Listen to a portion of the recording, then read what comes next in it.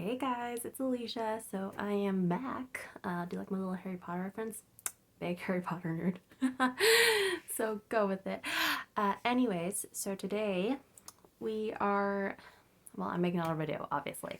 Sorry I haven't gone again for a little bit. I've been wanting to film this video, but I keep getting nervous about it. In fact, I filmed it like a while ago, but then I never uploaded it. It's private on my channel, and I never uploaded it. I got nervous. So that's just me, I guess. Anyways, today we are going to be discussing ableism. I'm sure that word may have come up for you guys once or twice. I bet I've even brought it up briefly in videos, but never really full on had a discussion about it. So I figured let's do that. Let's talk about it. And just let people know what it is. And for those of you who already know what it is, you're gonna get a more review, I guess. So let's get into it, shall we? Let's start off with the definition. If you guys want to know where I'm getting my information from, I'll leave the links down below just as a reference for you guys. And so you know I'm not stealing anything. Anyways, so what is ableism? So ableism is basically the discrimination against people with disabilities, just like racism or sexism, ageism, those types of isms. They all discriminate against a person who is in any way different, whether that be skin tone, your sexuality, your age, your gender, that type of stuff. It's based on the belief that being normal is superior. Yeah, and it just has a lot of hurtful misconceptions and stereotypes, as I'm sure you're all aware. So let's talk about how to recognize ableism, because I'm sure that's something we maybe often can't tell. I'm sure we have moments where we're ableist against ourselves or when someone's ableist towards us, you know what I mean? So in general, we live in an ableist world. This is just a fact. It's hard to not notice sometimes, I'm sure. With things like wheelchair ramps, right? Those are sometimes there, but not often. Having braille on the walls for blind people, you don't see it that often, and maybe we miss it for those of us who aren't blind, but it's still not always there. So yeah, another thing is the segregation of people with disabilities into separate schools. This would be considered ableist. In some ways, I guess I see the benefit where you can be with your community, but it isn't allowing us to be in contact with people who would otherwise be considered normal. And it is just separating us from, the rest of the world and kind of pushing us to the side. We need a different form of teaching in a way. And as I just said, the design plans for buildings, having braille on the walls, a wheelchair ramp, maybe a sign language interpreter, depending on where you are, like what the building is, those types of things. You don't see those types of things all the time.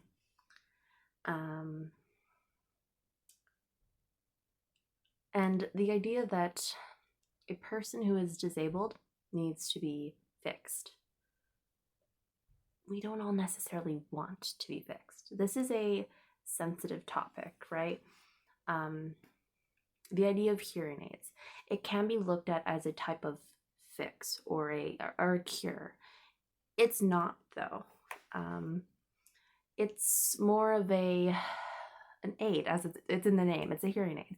It's an aid to give us a better chance of hearing what's going on in the world, and give us even a sense of, I guess, normalcy, if we want it or not. I guess the closest thing to a fix for deaf people is the cochlear implant. But even then, that has its flaws, and it's not a complete and total fix, right? It isn't a cure. If it was a cure, that would probably be some type of surgical thing, and I'm not really sure. I don't want to get into that. But the idea of a fix for these things isn't necessarily true. Not everyone wants a fix. I don't. It's given me a different perspective on life. So why would I want to change anything about that? Um, but as I said, it's a sensitive topic for a lot of people, and it depends on the person and how comfortable they are with it. If you get into a bad accident and you're just dealing with the fact that you've lost your hearing or something, that's a mourning process, and it can be long and hard and maybe make you wish there was a cure, but I don't know if I'm explaining it very well, but I just know that it's a sensitive topic, and not everyone wants a fix and doesn't want you to be nothing against religious people. My grandparents are religious and my friends are religious and I am too, but the the idea of having to pray for someone for them to be healed, that isn't necessarily wanted by us. The thought, I understand the thought, but it's not necessarily something we want or expect of people. Same goes with pitying us. Uh, and the idea that our stories are sad or inspirational can also be considered ableist.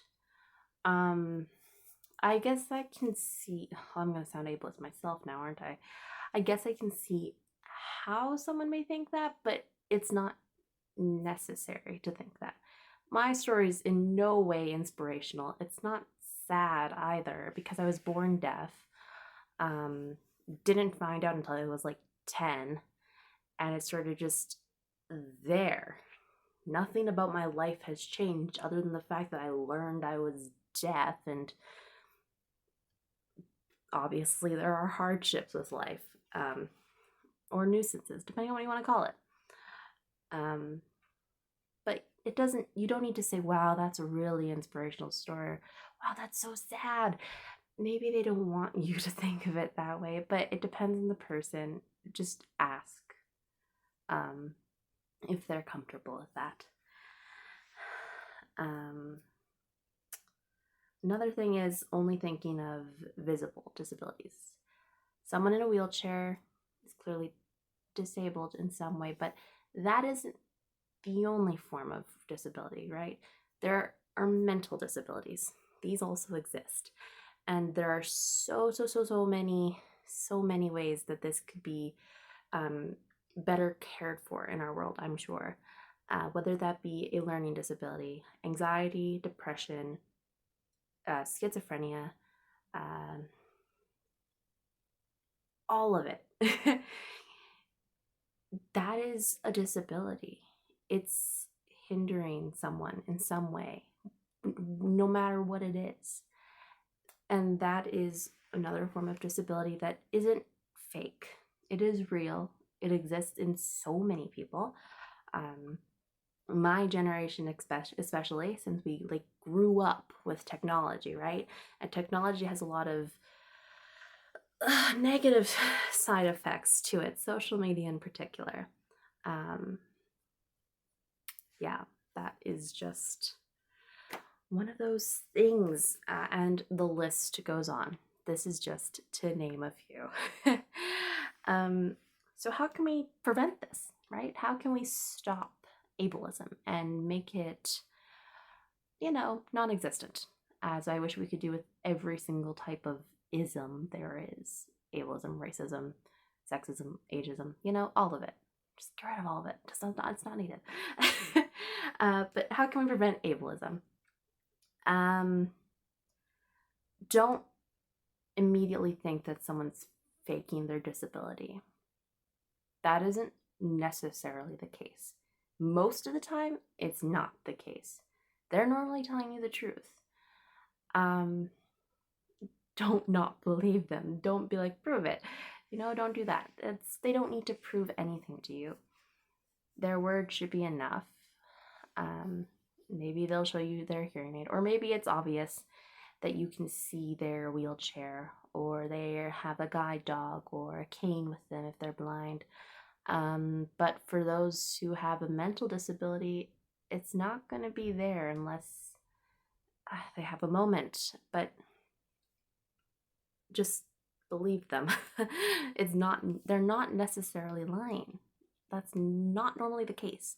And it's rare when it is the case that someone's faking it. It's very rare. It's happened, but it's rare. Don't assume what a person needs of you. Let them be the one to explain that to you. Don't assume that if they're blind, they'll want you to guide them. If they ask, sure, go right ahead. If they're deaf, don't assume they need you to speak for them. If they ask you to help be a communication aid for them, go right ahead. But just don't assume that they need things. Don't be like, I know of this medicine or whatever, that this medicinal herb that will be able to cure your hearing loss. Might not necessarily work, especially in the case of someone like me, whose hearing loss is not just something that can be fixed, like their ear being clogged or whatever. This goes back into the nerve of my ear. There's something wrong there. It's not my eardrum. It's not a blockage. It's the nerve. That's the inner ear. You can't fix that with a medicinal herb. So don't assume that they want or need that. And I said this, don't speak on behalf of the person with the disability. They can speak for themselves. It's good for us to be able to advocate for ourselves, and you don't necessarily know what they need unless they've told you. But even then, you might miss something. You might be mistaken. Just don't assume. Ableism is not a pretty thing by any stretch, but neither is racism, neither is sexism, neither is ageism. None of them are nice. So just be respectful to those who are disabled in some way, who maybe do have a different skin tone, are different gender than you, even sexuality than you, whether that be transgender. I hope I'm using that phrase correctly, but you know what I mean. Just be nice to those people, be respectful, listen to them, and if they ask you for their help, help them, be there for them. I think that's the most a person can ask, is for you to just understand and be there for them. That's all we want, is to be accepted into the community. We're not weird or alienated in any way. We're human. We have emotions. We're not robots. So don't treat us like one. Anyways, I think that concludes today's video. I hope you guys enjoyed it. I'm sorry my uploads are irregular, although I plan to film another video right after this, so don't worry, you're gonna get another upload probably next week. So yes, thank you for watching. I hope you enjoyed, and thank you for being so patient with me while I figure my life out. I will see you guys on the next. Bye.